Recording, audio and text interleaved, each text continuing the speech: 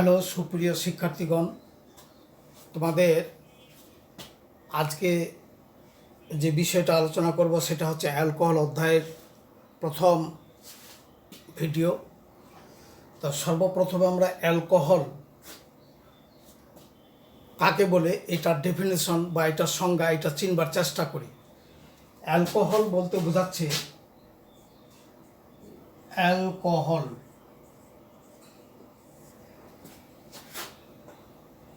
এই অ্যালকেন যৌগের হাইড্রোকার্বনের যখন সমান সংখ্যক হাইড্রোজেন সমান সংখ্যক OH মূলক দ্বারা প্রতিস্থাপিত হবে তখন যে যৌগটা উৎপন্ন হবে সেটা হলো অ্যালকোহল। এটাকে এভাবেও লেখা যেতে পারে অ্যালকেন, আর এটার হোমোলোগাস হলো 2S+1 OH। অ্যালকেনের যখন সমান সংখ্যক হাইড্রোজেন সমান সংখ্যক OH মূলক দ্বারা প্রতিস্থাপিত হয়ে যৌগটা সাধারণ সংকেত ROH হবে তখন সেটাকে বলা হবে অ্যালকোহল। যদি N এর মান 1 হয় তাহলে হবে মিথানল, N এর মান 2 হলে ইথানল, অনুরূপভাবে 3 হলে প্রোপানল, 4 হলে পেন্টানল বিউটানল, 5 হলে পেন্টানল ইত্যাদি। অর্থাৎ এই অ্যালকেনের বাদ দিয়ে একটা OL চলে আসবে, তখন এটা নাম হয়ে যাবে অ্যালকানল। তখন এটা হবে -E+OL অ্যালকানল। সাধারণ সংকেত হচ্ছে ROH অ্যালকানল। অনুরূপভাবে যখন হচ্ছে মিথেন, এই যে মিথেন হয়ে যাচ্ছে মিথানল, আর সংকেতটা হচ্ছে CH3OH। যেমন মিথেন এর সংকেতটা হচ্ছে CH4। এখানে একটি হাইড্রোজেন বাদ দিয়ে একটা OH মূলক আসছে, তাহলে এটা হলো মিথানল। অনুরূপভাবে ইথানল, ইথেন হয়ে যাবে ইথানল,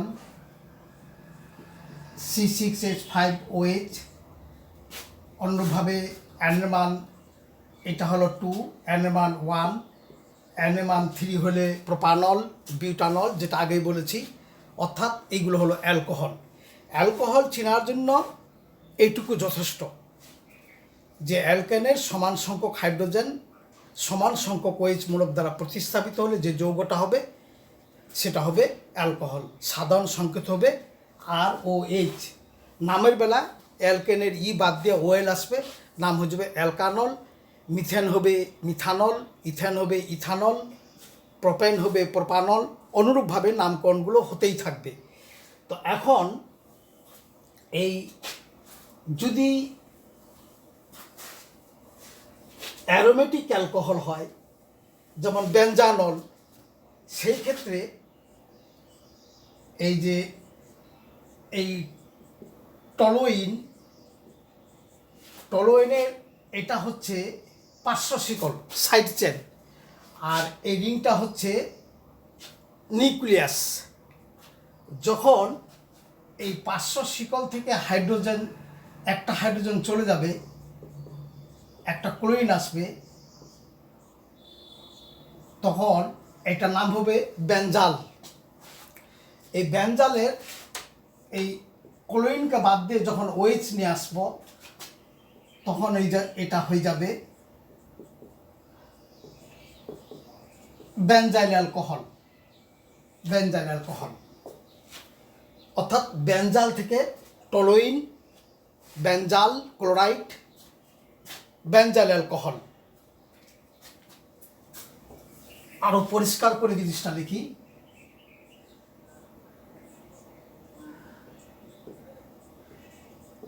CH2OH এই বেঞ্জাইল অ্যালকোহল থেকে হয়ে যাবে বেনজোইক অ্যাসিড ইত্যাদি। যাক, এগুলো এখানে আলোচনার বিষয় নয়। তাহলে টলোইনের পার্শ্ব শিকল থেকে ক্লোরিনকে ক্লোরিন দ্বারা প্রতিস্থাপিত হইলে এখানে মাইনাস হাইড্রোজেন একটা ক্লোরিন, এটা হলো বেনজাল ক্লোরাইড, এটা হলো টলোইন। এই টলোইন আমরা এখানে গোল চিহ্ন দিতে পারি। তাহলে এটা হলো টলোইন, বেনজাল ক্লোরাইড, বেনজাইল অ্যালকোহল। অর্থাৎ বেনজাইলের সমান সংখ্যক ক্লোরিন সমান সংখ্যক OH মূলক দ্বারা প্রতিস্থাপিত হলে সেটা হবে অ্যারাইল অ্যালকোহল। এই হলো অ্যারাইল অ্যালকোহল সম্পর্কে এখানে আলোচনা তেমন করব না। এখানে আমরা অ্যালকোহল অর্থাৎ অ্যালকানল এই সম্বন্ধে আলোচনা করব। এখন এই অ্যালকানল এর শ্রেণীবিভাগে বলা হচ্ছে যে OH মূলকের সংখ্যার উপর নির্ভর করে এটা যদি একটা থাকে OH মূলক মনোহাইড্রিক, দুটো যদি থাকে এই যে এরকম যেটাকে বলা হচ্ছে গ্লাইকল ডাইহাইড্রিক, অনুরূপভাবে যদি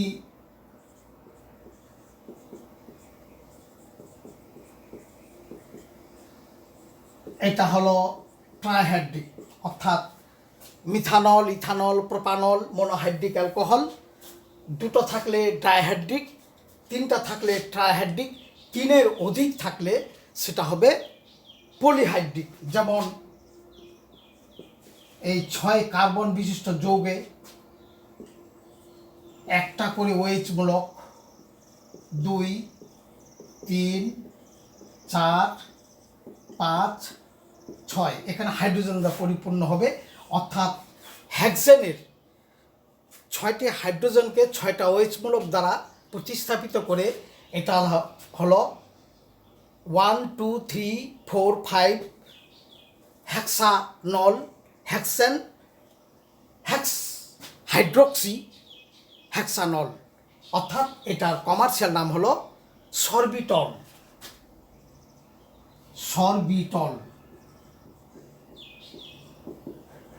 এটা একটা পলিহাইড্রিক অ্যালকোহল। তাহলে OH মূলকের সংখ্যার উপর নির্ভর করে অ্যালকোহলগুলো 4 ধরনের। একটা OH মূলক থাকলে হইলে মনোহাইড্রিক, দুটা থাকলে ডাইহাইড্রিক, তিনটা থাকলে ট্রাইহাইড্রিক, তিনের অধিক থাকলে সেটা পলিহাইড্রিক। পলিহাইড্রিকের উদাহরণ হলো সরবিটল। এটা ট্রাইহাইড্রিক অ্যালকোহলের উদাহরণ হলো গ্লিসারিন, ডাইহাইড্রিক অ্যালকোহলের উদাহরণ হলো গ্লাইকল, আর মনোহাইড্রিক অ্যালকোহলের উদাহরণ ইথানল, প্রোপানল, মিথানল ইত্যাদি। এইগুলো OH মূলকের উপর ভিত্তি করে অ্যালকোহলের শ্রেণীবিভাগ। এবার যদি আমরা এই অ্যালকোহলটা এই একটা মনোহাইড্রিক অ্যালকোহলগুলো এই যার কাছে কার্বন এই একটা OH আছে, অর্থাৎ কার্বনের সঙ্গে যুক্ত OH মূলক মনোহাইড্রিক অ্যালকোহলগুলো যদি এখানে 2টি হাইড্রোজেন থাকে, এই 1 ডিগ্রি প্রাইমারি অ্যালকোহল। এখানে যদি একটি মাত্র হাইড্রোজেন থাকে ডাইহাইড্রিক, এখানে যদি কোনো হাইড্রোজেন না থাকে ট্রাইহাইড্রিক। অর্থাৎ মনোহাইড্রিক অ্যালকোহলগুলোকে আবার 3 ভাগে ভাগ করা যায়। যে কার্বনের কাছে OH যুক্ত হয়ে আছে ওই কার্বনটা যদি একটি কার্বনের সঙ্গে সংযুক্ত হয়ে থাকে এবং বাকি দুটো হাত যদি দুটো হাইড্রোজেন থাকে তবে সেটাকে বলা হবে প্রাইমারি অ্যালকোহল। আর OH যুক্ত কার্বনে যদি দুটো কার্বনের সঙ্গে যুক্ত হয়ে থাকে সেখানে যদি একটি হাইড্রোজেন বসবাস করে তবে সেই অ্যালকোহলকে বলবো আমরা সেকেন্ডারি অ্যালকোহল। আবার যদি দেখা যায় যে যে কার্বনের কাছে OH যুক্ত হয়ে আছে সেখানে যদি 3টেই হাইড্রোজেন সংযুক্ত হয়ে থাকে, কার্বন 3টি যদি কার্বন যদি যুক্ত হয়ে থাকে তবে সেটাকে বলবো 3 ডিগ্রি অ্যালকোহল বা টারসিয়ারি অ্যালকোহল।